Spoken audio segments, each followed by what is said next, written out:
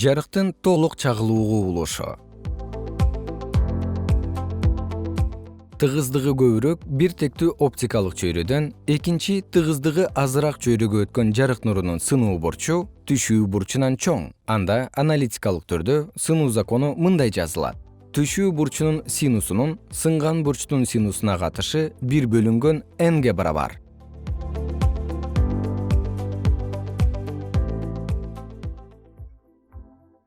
Жарыктын ылдамдыгы тунук чөйрөгө караганда тыгыздыгы көп чөйрөдө аз.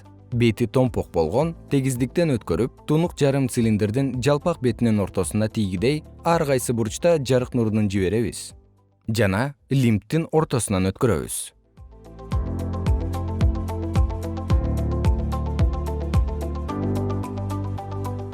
Жарык нуру ички тегиздиктин бетине жеткенде сынды дагы, ары абада сынуу закону боюнча чоң бурчта четтеп, багытын улантты. Жарык нурунун түшүү бурчун улам чоңойтуп турабыз.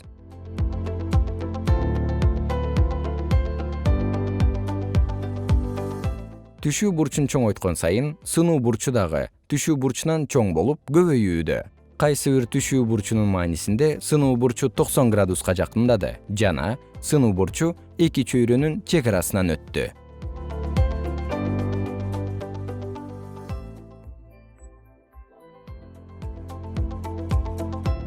Бул учурда сынуу бурчу 90 градус болот. Эгерде түшүү бурчунун дагы көбөйтсөк, сынган бурч кайда багыт алаарын байкайлы.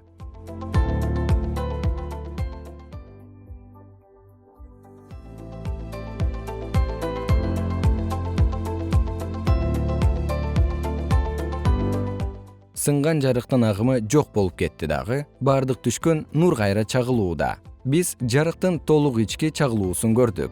Түшүү бурчун дагы көбөйтсөк, чөйрөнүн ичинде жарык чагылат. Тагыраак биз толук ички чагылуу кубулуш көрөбүз.